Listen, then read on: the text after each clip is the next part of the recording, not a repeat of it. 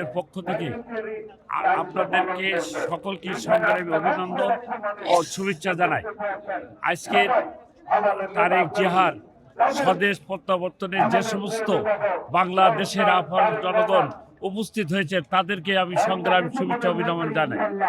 আজকের এই অনুষ্ঠানে এসে একটা জিনিস প্রমাণিত হলো, বাংলাদেশে আগামী যে নির্বাচন আছে সেই নির্বাচনে তারেক রহমান বাংলাদেশের প্রধানমন্ত্রী এবং রাষ্ট্রনায়ক হিসাবে স্বীকৃত হবে।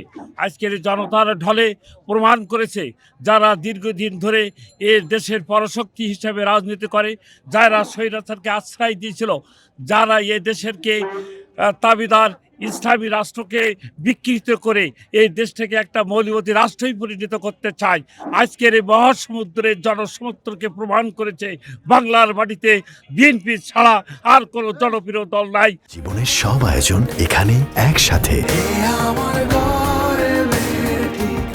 তারেক জিয়া ছাড়া বাংলাদেশের কোনো নেতা নাই, খালেদা জিয়া ছাড়া বাংলাদেশের কোনো নেতা নাই। আজকের আগামী দিনে যে নির্বাচন হবে সেই নির্বাচনে বিএনপির রাষ্ট্রনায়ক হতে চলেছে আমাদের নেতা তারেক রহমান।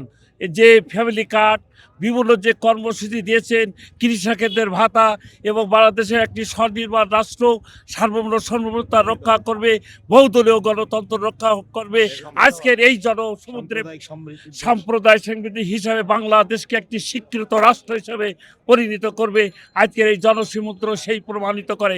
আমরা আশা করি সারা বাংলাদেশের মানুষ আগামী দিনে ধানের শীষে প্রতীকে ভোট দিয়ে বাংলাদেশের বিএনপির সরকার গঠন করুক, এই প্রত্যাশা আজকের এই জনসমুদ্রের ময়দান থেকে সকলকে জানাই দিতে চাই।